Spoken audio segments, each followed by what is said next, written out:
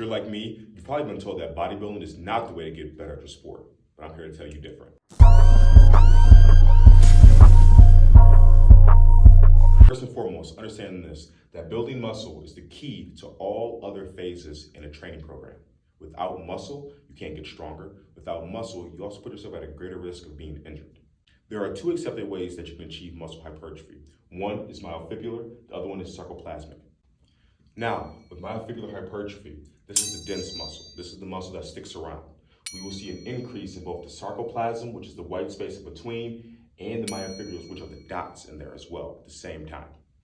With the sarcoplasmic hypertrophy, it's transient, meaning it's not going to last for a long time. It usually fades actually after the workout is finished or shortly thereafter.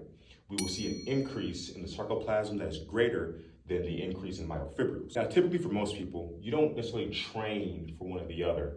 It kind of just happens. As you're training for myofibrillar hypertrophy, which is the goal in most training programs, you will get a sarcoplasmic hypertrophy benefit as well, because you'll get a pump. But if you want to specifically try to target these areas, 3 to 12 reps at about 70 to 85% of your 1 rep max for myofibrillar hypertrophy tends to work. Whereas for sarcoplasmic, if you go 8 to 25 high reps, which we've all seen this, doing high reps in the gym, drop sets the whole 9, you'll see more of that pump effect. Now, regardless, a few things do matter. With both of these types of hypertrophy, we're looking for a full range of motion, okay? That's gonna be huge. And my handwriting is not very good, so you get the point. The next thing to consider is your tempo. You will see early on in most off-season phases an eccentric-based programming, meaning that you will do a back squat, about a 3 to 5 second descent before exploding up, or an RDL with a 3 to 5 second eccentric before standing up, or even a bench press, 3 to 5 seconds down, pressing up. Reason being for the eccentric training is because that type of contraction typically lends to a greater hypertrophy stimulus. Now, with that being said, it causes a lot of damage. A lot of DOMS happens afterwards. That's the delayed onset muscle soreness. Now, with that, you have to know how to recover. So creatine will be your friend.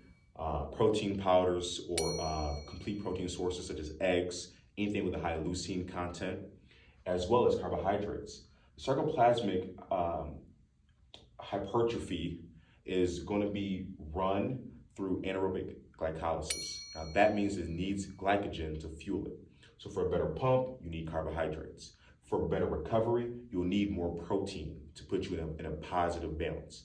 Now, with all that being said, I believe that training like this, whether it's chasing a pump, working on work capacity, meaning the ability to do a given amount of work, but then being able to recover from it with the high reps, or training eccentrically, training heavy, I believe all of this stuff should be done in the off season, so you're not too sore before a game, before a practice. As we approach your season, the goal is to be more sport specific. But right now, we're gonna lay the groundwork and build upon this. The more muscle you have, the more strength that we can try to build upon, and then the power that we can then express later on. The more muscle you have, the more likely that you are to not get hurt. If you're hurt halfway through the season or before the season even begins, or nagging injuries throughout, you cannot be a better athlete. Building strong, resilient tissue is a way to prevent those things from happening.